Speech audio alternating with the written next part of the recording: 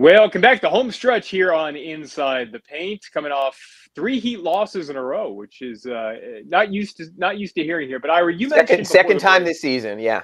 We're not used to seeing that with this core, but kind of the big stories that we're following right now. It does sound like from what Ira said in the first couple of segments that Kyle Lowry is close to coming back, and it's the first time that I think we've kind of gotten that vibe for a while now, and potentially in San Antonio, if not shortly thereafter. I think it's probably safe to say that the feeling is we'll see him at some point on what's left of this 6-game road trip. And the thing that you mentioned before we went to break there is, we love the transaction in the NBA, and a lot of times it's about the stars and where they may move. But there's a player that is currently on a roster but is not playing. And we've seen this before with the Miami Heat. And going back to Trevor Ariza, and he certainly added an element to last year's team that, when things went sideways, I think it was largely forgotten how well he played at times. And then go back the year before with Andre Iguodala and how much he was able to help the team in the bubble. There's a player out there who I think you were referencing before the break that could fit exactly what the Heat need. And he's not a big name, but he's a player that actually has hurt the Heat before. And you know how the Heat like to go after guys that have done them wrong in the past by beating them on other teams. So kind of take the floor from there. Yeah, the Heat have been linked for years to Thaddeus Young. And I just see him as a name that right now he's out of the Spurs mix. Greg Popovich and the front office, they were very good about taking care of people. They appreciate that veterans want to win. They took a chance. They thought they might be in a little bit of a better position. And I think they would work with the player. I'd almost compare this more, Clay, to the Heat last year at the trading deadline, picking up Nemanja Bjelica from the Sacramento Kings. Guy at the end of his contract, guy who's a big, who shoots threes, who you can hope for, who you can hope might fit in the mix, but not spending so much that if it doesn't work, you don't go to yourself, oh my God, we gave up Mo Harkless and Chris Silva for this, like they did for Bjelica. You can make a smaller deal for someone like that. And all I was thinking in Boston the other day was when PJ Tucker was held out, Heat said it was a leg injury, is if they would have had someone like Thaddeus Young, it would have been so much easier to work through the rotation instead of going those 5 minutes with Dedmon and Adebayo when they hadn't done that all season, starting smaller with Caleb Martin at power forward. So I think there are little ancillary moves where you're not ripping up your core, and you might be able to find a way to make the money work. The other part of it is this, though. Is there any move out there after going the entire season out of your way not to go into the luxury tax that you would dare at this point say, you know what, let's go all in right now. We'll worry about that at another time. So that's the other side of this. Again, I spoke in the last segment. I don't think you worry about the future when you're making trades and offload because you have Tyler Hero's extension window, because you might have to sign with bird rights Victor Oladipo. It's still about living in the moment. But the luxury tax is a little bit different. This is a team that spent all of August, September, October, November, December, January doing everything they could to avoid the luxury tax, keeping Caleb Martin on his 2-way contract, signing guys only on emergency 10 days. Would they, at the February 10th trading deadline, a week from Thursday, go the other direction and say, let's live in the moment, let's do that right now? So I think, number one, they're not going to break up the core if they can at all avoid it, unless it's just the deal they can't say no to if that's out there. On the other hand, I am curious to see how they approach the luxury tax, because in future years, the way the contracts are set up for Bam Adebayo, Jimmy Butler, Kyle Lowry, to a degree, Duncan Robinson, and what either will come for Tyler Hero or Victor Oladipo or both of them, you're probably going to be in the luxury tax for a while. So do you want to start that repeater tax where all of a sudden you're going to have very little flexibility with signing trades, with mid-level exceptions? So I think that's the other part of the trade equation. And basically that would be saying we're going to punt maybe a year on the end of the Jimmy Butler contract, the Kyle Lowry contract, in order to live in the moment and go right now, because you're not going to want to be in the repeater tax that many years in a row.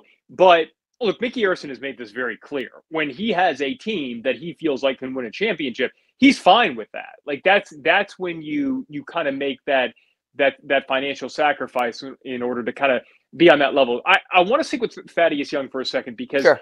This is all matchup based, and the playoffs are all going to be about matchups, because you and I are on the same page. I think the Heat are certainly contenders. I think they can win a championship.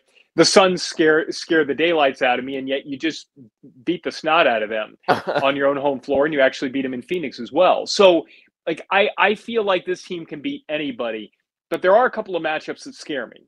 And you mentioned Toronto. I do feel like they'd find a way to beat Toronto in a 7-game series, but they take a lot out of you.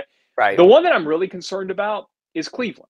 And I feel like getting somebody like a Thaddeus Young would give you an extra big that is skilled, is tough, is able to kind of withstand the pounding of going up against guys like Kevin Mobley and Jared Allen and even Kevin Love to a certain extent, even though he's kind of taken his game outside even more as his career is going on. But that's the type of player that I think could help you in a matchup like that. Potentially against Milwaukee too. And, you go back, I felt like it was good to see the Heat beat up the Bucks on the boards a few times, like because of what we saw last year in the playoffs, that It felt like you needed a bigger player. They were able to kind of withstand that so far this year in regular season games. And yet I can't help but think back to what happened in the playoffs last year. And maybe against a Milwaukee and a Cleveland, somebody like a Thaddeus Young would really help you potentially. Like, obviously your rotation is going to be tight. But in a matchup like that, if you needed a bigger body, that would be the type of matchup where you would want a Thaddeus Young. And especially if Markieff Morris is not right or doesn't fit because you've only seen him for 10 games, so you don't know that also. It's interesting you bring up Cleveland. And for people who missed us at the top of the show, we spoke about how Toronto could be a dangerous matchup because of their length, but more than that, their athletic length. And Big O will post that, and you can listen to that segment on the podcast later. But I'm not as concerned, Clay, about Cleveland for this reason. Yes, they're 2-0 against the Heat. They start these 3 7-footers with Evan Mobley, the rookie, with Larry Markkinen, and of course then Jared Allen and his fro, which can make him 7'5" at times. So I get all of that. But Cleveland doesn't have that go-to guy. They don't necessarily have that player. Darius Garland's playing great, but he's still young. You don't think he's there yet? He's still young. I think he has to have his playoff moments and grow into it. Where Toronto has a Fred VanVleet, and we saw it last night. He was 1 of 2 in the first half. Jimmy Butler was shutting him down, and then he said, enough. Now this is go time. To a lesser degree, Gary Trent Jr. also. So, yes, Cleveland would be problematic. You can make an argument the most grueling playoff run for the Heat might be something like Toronto in the first round, Cleveland in the second round, and no matter who they get in the East Finals, they will be a beat-up team. So length would help there as well. So it'll be interesting to see how the Heat approach the trade deadline. Do they feel they have enough? Did they know more about Markieff Morris and where he stands health-wise than we do? And did they still have those sort of blueprints of how Morris fits in with his team, even though we've only seen him for 10 games? So you have that factoring in also. So I think the trade deadline, I might be totally wrong, might be more about the little things than the big things come February 10th. And we got a comment in the chat, trade Duncan. And I'll say this. I think with this core, Duncan looked more like Duncan when Bam Adebayo came back. And Jimmy. And yes. So I feel like that kind of falls in that if you're going to disrupt the chemistry, and look, had we not seen Duncan come back and look more like Duncan with Bam Adebayo back, maybe you have more questions about that as you lead up to the deadline. But I feel really comfortable about this core, and I feel a lot more comfortable about Duncan after I've seen him with Bam, because there's just something there. There's a chemistry. There's, like we talked earlier in the show about getting to your spots, and it feels like Bam and Duncan, for whatever reason, they're just on the same wavelength where Bam knows, like, sometimes it can be just like 6 inches from one spot on the wing to the other, where Bam is set up versus somebody else in that high post. It just looks so much different. So I guess I'm not on the trade Duncan at all costs train. If you think you can make the roster a lot better, or if you feel like, hey, you really need a Brandon Ingram or somebody else that is going to match salary, then okay. But I feel like with this team, you're right. It's tinkering. It's what are we potentially going to need? Because I think you look at the core of this team, and I don't think you want to mess with, we'll take Victor Oladipo out for the moment, but Kyle Lowry, Jimmy Butler, Bam Adebayo, PJ Tucker, and Duncan Robinson is the starting unit. Max Strus at times has played like you'd be okay with him kind of taking Duncan's role there. Tyler Hero obviously being the top scorer and him coming off the bench, first off the bench. And then you've got those role players who have really played well at points in this season.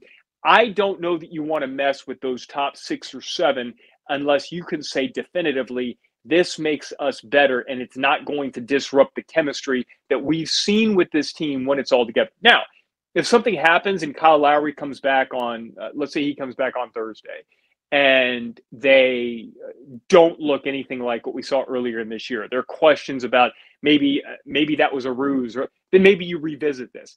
But Ira, I'm of the mindset that I love what I saw from this team when they were whole. Before we make any sort of drastic moves, I want to see them together one more time and just see if they can keep that going. Yeah, and I agree with that. But again, the problem is I kept telling you this 2, 3, 4 weeks ago.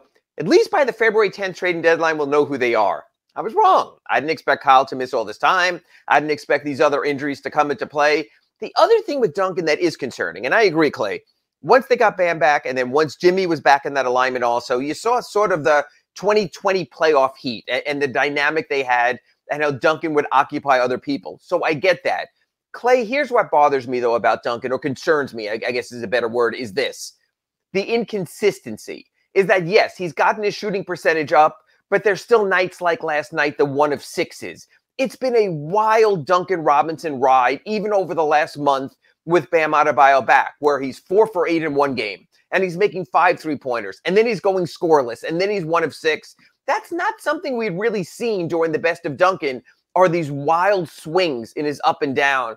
I want to see more consistency. I don't need him to shoot 5 of 9 on threes, but give me 3 a game on a reasonable shooting percentage consistently. That's the difference. When I looked at the box score last night, I wasn't even surprised to see he was 1 of 6. I've seen too many of those recently, and you're right. All of a sudden, 2 of 6 on threes, and you say, okay, that's in the 30s. That's not the end of the world. But I think we've seen more swings from Duncan wildly this year than really when he had hit his groove in the previous 2 seasons. And you don't think that's attributable to Bam being out? I mean, obviously there are other factors. But it's happened when Bam came back also. So yes, I it's funny. The people who write me at Ask Ira always say the same thing. Why are you covering for him? And I always say, well, I need to see him with Bam. I need to see him with Jimmy. I need to see this group whole. And remember, Clay, when Bam wasn't back, Eric Spoelstra was actually starting Max Strus ahead of Duncan because it's all about meshing and finding the right lineups. But now he knows that Duncan provides that element that rounds out that lineup rather well, which is why he's staying with it. The sample size has been so small because of all the injuries and absences, which again is what makes the trading deadline, the buyout deadline, and how that all plays out interesting. I will say this, and we have one more show before the trading deadline. I know we'll go hot and heavy on this next Wednesday when we talk, is this. I think the NBA trading deadline will be impactful for the Heat, but not by the Heat. I think it'll be what the other teams in the East do. Does Philly do something with Ben Simmons? Even if it's a CJ McCollum, they're instantly much better. Does Brooklyn go out and say, you know what? We have Kyrie at least for road games now. KD is coming back after or at the All-Star break. So do we make the move now for one more piece? Hell, our luxury taxes through the roof anyway. Is this go time for us now? Well, let me add one more to that. I mean, there's weird stuff coming out with Harden. I mean, like, and it doesn't feel like it's coming from nowhere. Like, it feels like they're kind of like setting, maybe it's people close to Harden. Who knows? Maybe it's, I mean, this isn't, we're spitballing here. Maybe it's Daryl Morey who wants to find a way to get Harden to Philly eventually. Like, there's stuff coming out there that just doesn't feel quite right. But yeah, I'm with you. Keep going. And then the other team is Cleveland. And obviously they lost Colin Sexton and have been playing actually better without him. Then they lost Ricky Rubio and they brought in Rajon Rondo, the universal donor, on his 95th NBA team. But if you put, say, a Goran Dragic in that Cleveland backcourt in a playoff situation where he's been there, seen it, done it, and all of a sudden you have the veteranship of a Goran Dragic and a Kevin Love and all those kids in the length running up and down, that changes also. So I think a lot of the trade deadline for the Heat is not being an idle bystander, but monitoring what the other teams in the East are doing. Does Boston get one more +1 and make a move back up? Does Charlotte make a... there's teams lurking in the weeds. Toronto's another one. They can trade Goran's contract. Maybe they can bring back that one more element so Nick Nurse doesn't have to play all of his guys 40 minutes a night. So I think the trade deadline will happen around the Heat. But the Heat will have to monitor because sometimes when teams A and B do something, you're left with no choice but to react. We see that all the time in the offseason where you have to match the moves of other teams. Harder to do in the season because of contracts and roster limits, but I think it'll be interesting. The East will be shaken up because of what happens at the trade deadline. I'm just not so sure that the Heat will be an active participant in that. I want to go back to Boston really quickly, and we just got a couple of minutes left. And by the way, if you have any questions on the way out, drop them in the chat. I was not like I wasn't concerned about that loss from a Heat perspective. It was a throwaway game from my perspective there. The thing that I noticed though is I can't figure out Boston. Is you see them, and when they're on, you're like, man, this team could beat anybody. I firmly believe when everything is clicking for them, very few teams in the league, Brooklyn notwithstanding, have two stars who are that good and play that well. And I'm not going to say play that well together because they don't do it consistently. It's this weird thing where, for whatever reason, their games should mesh. Like they should be able to find a way to make this happen, and they don't. But when they're on, man, they're scary. And so if they were to, and I think that if Boston were ever to decide to move on from one, it would almost certainly be Jaylen Brown and not Jason Tatum. The type of return that they could get there, if they were able to find somebody who were able to make that work a little, that would be scary. Like that to me. But and that could be the Ben Simmons permutations there also. To me, I wrote like that makes too much sense. But I feel like Daryl Morey is probably going to hold out for Harden. And I feel like I don't think Boston would look at this and say a 1-for-1 Jaylen Brown for Ben Simmons makes a whole lot of sense because I think Brown could get a much bigger return. He's the known Maybe quantity, I'm wrong. right? Yeah. But anyway, so big week coming up. We got San Antonio coming up next. How do you see these next couple of games playing out? I mean, you got to get San Antonio. You don't want a 3-game, losing streak to become a 4. Charlotte is tough. They're tough at home. So that'll be a good game. Washington, right now, they announced that Bradley Beal will be out. That changes the dynamic when the Heat play Washington next Monday. And then we'll be back next Wednesday here on the Slomin Home Security Show, Inside the Paint, talking about the trade deadline. We'll have a lot better clarity. And it honestly could be one of those shows where we're both looking down at our phones for the latest rumors because we'll sort of be in that 24-hour away cycle. So I think it's going to be interesting. One last thing, Heat reserves announced tomorrow, Thursday, for the All-Star game. I expect Jimmy Butler on his body of work to make it. He's missed a ton of time, but in a COVID year, everyone has missed a ton of time. So I'll be talking to Big O on Friday on our Accurate Pembroke Pines report about that. So All-Stars first, then trading deadline coming up. It's getting busy. It's getting interesting. Speaking of looking down at your phones, I've been looking at all the updates of what Brian Flores has been saying. I know that Big O is going to have more on that coming up next. He's got some great guests lined up, a lot of Dolphins talk coming up right here on the Big O Show. Thanks for hanging out with us right here on Inside the Paint.